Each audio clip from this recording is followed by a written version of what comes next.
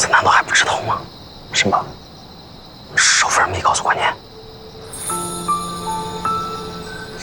少夫人的母亲根本就没能来幽州，在扬州出事的那一晚就已经。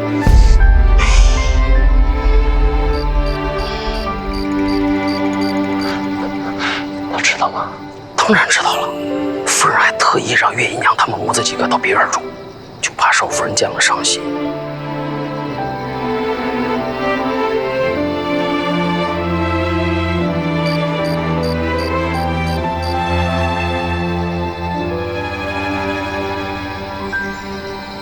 回去吧。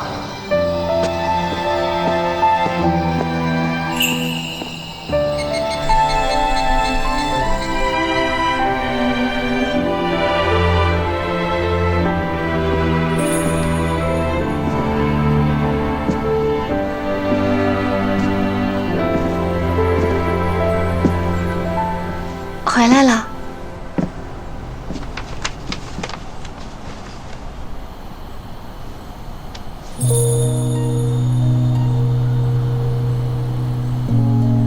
怎么了？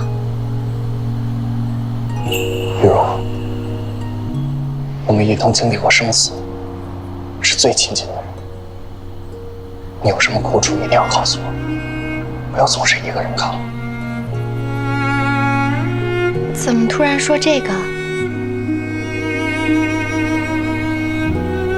为什么不告诉我？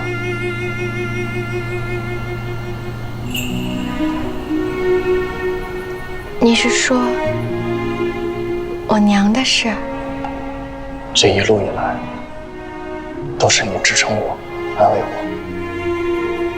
可我却不知道，你和我一样，也经历了丧亲之痛。这一路兵荒马乱，性命堪忧，我也不是故意不告诉你的。可我应该知道，我也想支撑你，安慰你。我知道我以前不懂事，可现在不一样。我不想看你这么强忍着，你不用一直这么坚强，哪怕哭出来也好。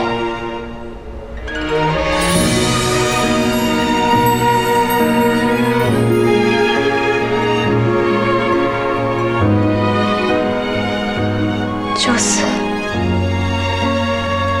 我现在挺好的，回家了，就什么都有了。你不是说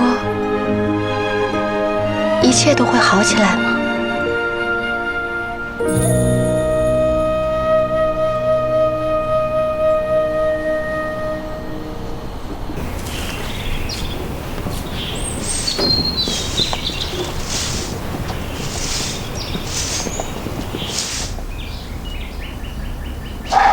你怎么又吃这么少啊？起得急了，不太饿。少夫人今早犯了2次胃病，令红，自打来了幽州以后，你这胃疼的也太频繁了吧？是不是这一路把胃咬坏了？还是水土不服，或者北方的食物不合胃口？哪这么娇气了？可这脾胃留下病根儿，那不是闹着玩的。要不要找个大夫来看看？瞧了那么多大夫了，也没瞧出个所以然。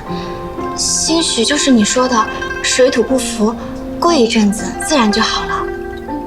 哎呀，你别管我了，你出去玩吧。